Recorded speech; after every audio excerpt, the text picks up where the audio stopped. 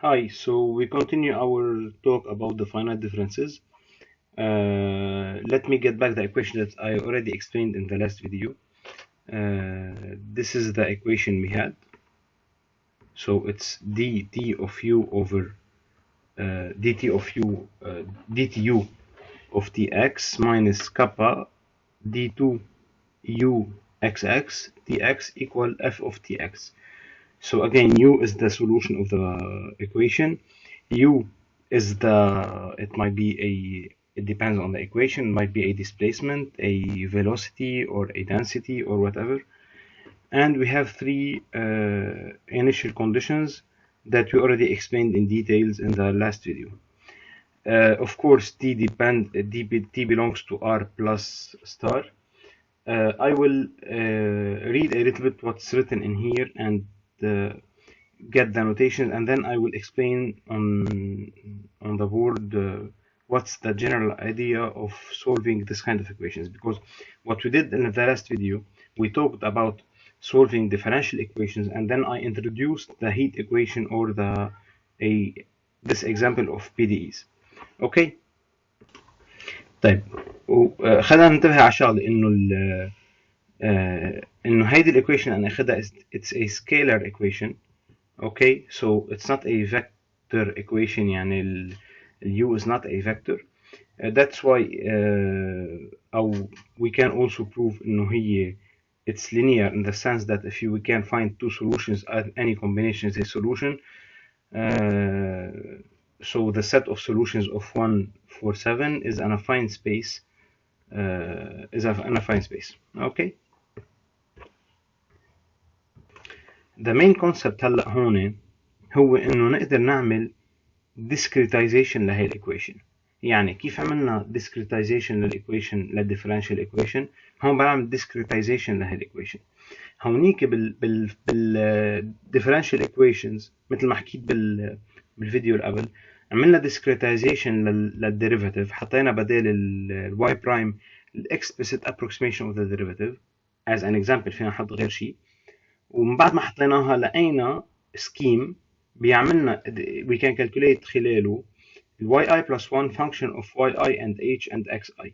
yi والxi والh بعرفهم، بدي اجيب yi plus 1. هيدا اللي عملناه بالديفرنشال ايكويشنز. هلا بالنسبه للبارشل differential equations هون البي دي اي في عندي كذا derivative, so we have to find or we have to use approximations of all the derivatives يلي انا عندي هن, and we will see what kind of scheme we'll obtain. Is it a scheme of here the solution is u, is it a scheme of ui plus one function of ui or what? So we have to find what kind of scheme we will obtain. Let's try to make such discretizations and we'll see what we'll obtain and we'll try to understand. Okay, so the main concept of the finite differences method is based on the definition of the approximation of the derivative of a function f, and here we are using, it's a centered approximation somehow, but with a step size of h over 2. Why h over 2 we'll see a bit later. Okay, so it's a step size of h over 2. The method is about replacing dx u tx by this approximation in the PDE.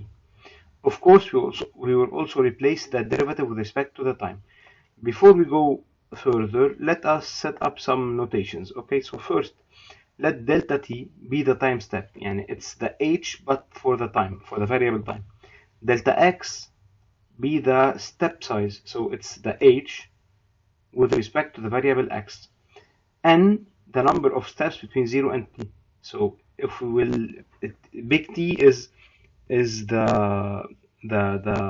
boundary or the extremity of the interval to which t belongs.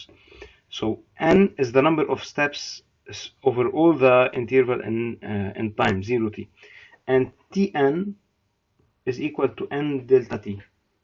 So if I say t2, I mean after 2 steps. T3, it's after 3 steps, etc. N, of course, it goes from 0 to big N, with T0 is equal to 0. This is the starting point because it's the boundary of the interval 0t.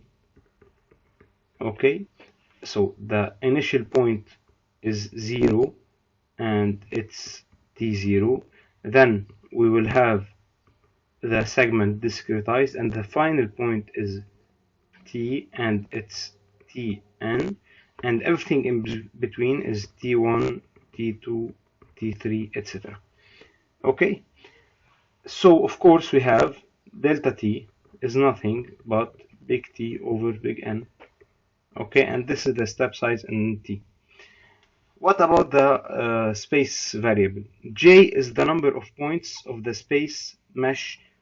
J, the number of points of the space mesh are placed within the segment 0, 1, and xj is equal to j delta x. So now the j is the number of points in the within the segment, and then if j are inside, so the starting point is for j equals 0, and the final point is at j plus 1. Okay, so we start here by x0 at 0.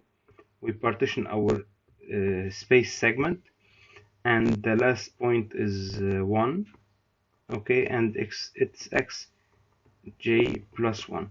So here we have j points, which are x1, x2, etc. Okay, and again we have delta x, of course, is equal to 1 over j plus 1. So these are the notations that we will be using actually. The aim of the finite difference method is to find an approximation of the solution of the PDE at the points of the time-space mesh, which means the approximations of u, t, n, j, xj for all n going from 0 to big N, j going from 0 to j plus 1, where u is the exact solution. The approximated values are denoted u, j, n. Be careful, what's the difference between u, j, n in here and u of tn xj? U of tn xj, this one, is the exact solution, the exact value, of u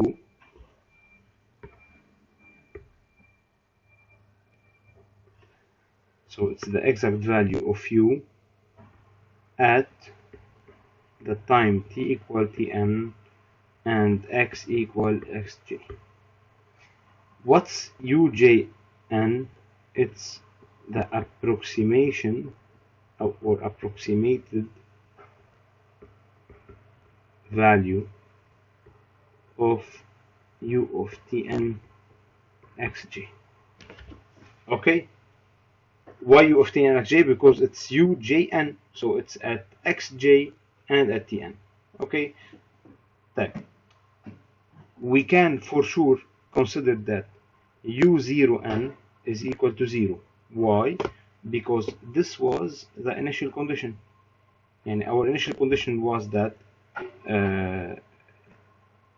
again we are talking about u0n. u0n is u at x0 and t equal tn. So for x0 and t equal tn, we are using this one. Okay, for x equals 0, for whatever t, u is equal to 0. This is the exact solution. So of course the information we have about the initial conditions, we will use them to define the values of the approximations, of the corresponding approximations at the points that we already know. So u n j plus 1 as well, it's at t equal tn, so it's at the final time, and x equal j plus 1, so it's at the final x in the space time. It's equal to 0 as well, because this is also an initial condition. And for t equal 0, for t equal j, sorry, no, t equals 0, this is wrong here, corrected, so this is 0 here. Okay, so for t equals 0 and x equal j, so I will write it down again. So it's u j 0. We have to invert 0 and j. This is a mistake. It's equal to u0 xj. U0 This is a function that we already have in the given. Okay, at a point xj we have the whole function, so we have it at any point. So at a point xj we will define the approximation value as being exactly this function. Okay, let me show you now what all these discretizations mean. So uh, here we have some space. So as I said before, the idea is that we have two variables, t and x. The idea is to calculate the solution of the function at each time step. So at t equals 0, we will calculate a function u, which is a solution to the equation. At t equal 1, we'll calculate another function u, which is a solution to the equation, etc. And finally, we will have all these functions that will represent the variation of this function through the time. But at each time step, we have a whole function that is living between 0 and 1. Okay, so we represent the discretization as follows. We'll suppose that we have a space axis and a time axis, and then we will partition it like a grid. Here we have 1, here we have t, and then we will partition the segment between 0 and 1 into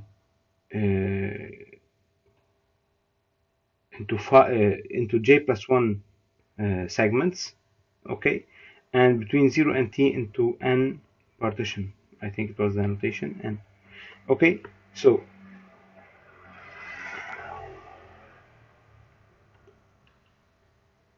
this is what we call the mesh.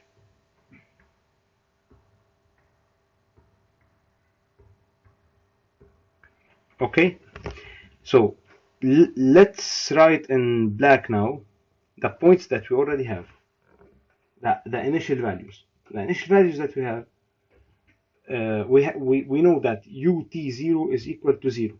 So for x equals 0, for any t, it's equal to 0. So here it's 0, 0, 0, 0, 0, 0, and 0. It's always 0, 0 the function. Now for t, for x equals to 1, and for whatever t, we have 0 as well. So for x equals to 1, it means it's in here. We have zeros in here as well. Okay. Our aim is to find the function at each time step, at t equals 0, at t equal 1, at t equal 2, etc. Okay, at each time step we have to calculate the whole function. It means that we have calculated the values at 0, here, in here, in here, in here, and in here as well. Okay, at each time step. Now we have these zeros on the right side and on the left side, and also we have u0x, u0x is equal to u0 of x. So we have a given function for all the values of u when t is equal to 0. So we know also as well all these points in here, all these points, we know them. So what we should do is to find all the remaining points. Okay, so when we will consider initial conditions for the discretized problem, if we want to discretize our problem, we will consider initial conditions that go together with these initial conditions. So first, these initial conditions, the continuous one, should be conforming. Yani at the point 0, we cannot have the black points be equal to 1 and the green point at 0 is equal to 0. They should correspond. So whether it's given from the first or the second condition, the black and the the black and the green point should be both equal to 0 in here. So this is done. We have all these set up. Now we have to calculate the rest, the remaining parts. When we'll discretize now our problem, we'll discretize it, and the scheme that we will obtain is a scheme that will allow us, or that should allow us, to calculate all these points in here using the points that I already know, and the points in here in the next step using all the points I already know, and etc. until we calculate all the points on the mesh. Let's see how the discretization will work. So suppose that the initial given u0 satisfy the limit conditions 0 on the right and the left on the mesh. So that's what I said about the green and the black points. Suppose we have this conforming conditions. Let's start the discretization. So we will replace the d2xx, the second derivative with respect to x, with this kind of discretization. It's a centered approximation. Okay, first to calculate the first derivative. This is the first derivative. We calculate a centered approximation using a delta x over 2 as a step size. And then we will calculate the second derivative as also approximations of the first derivatives. But this time we'll use an explicit approximation, sorry, a centered approximation again once more to calculate delta x. So watch out not to understand what's happening here. So this delta xu is approximated by this expression. Why? So we have delta xu of tn xj plus delta x over 2. So to calculate a centered approximation of this derivative, we will calculate u. So it will be u tn, it will stay tn, and then we add a step of delta x over 2 to the spatial derivative, so it will be xj plus delta x minus, so it's minus u of tn. Now we will subtract a delta x over 2 from the spatial variable, so it will be xj, and then all that is over delta x2 plus delta x2, it's delta x. So this is what we obtained in here. Okay, and then again we do the same to the second derivative in here, and we'll obtain this kind of approximation that we already know from the first part of the chapter. It's an approximation of the second derivative. But to insist here that we started by a delta x over 2 to finish by a delta x. Okay, so this is the approximation that we'll be using, or the discretization in the spatial variable. Now for delta t, we have three possibilities. We can use an explicit approximation, an implicit one, or a centered one, and all three of them have their own conditions to work. So we can prove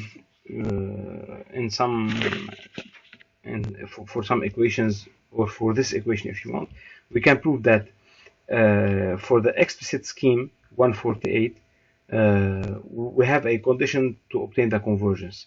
But for the second scheme, we have an unconditional convergence. So if we start by any, if we calculate for any given, the algorithm will converge.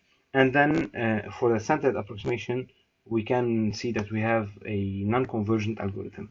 Okay, let's study the explicit scheme, which is the most interesting because we have some kind of conditions that we will obtain when we start to study the scheme. Okay, this will be in the next video.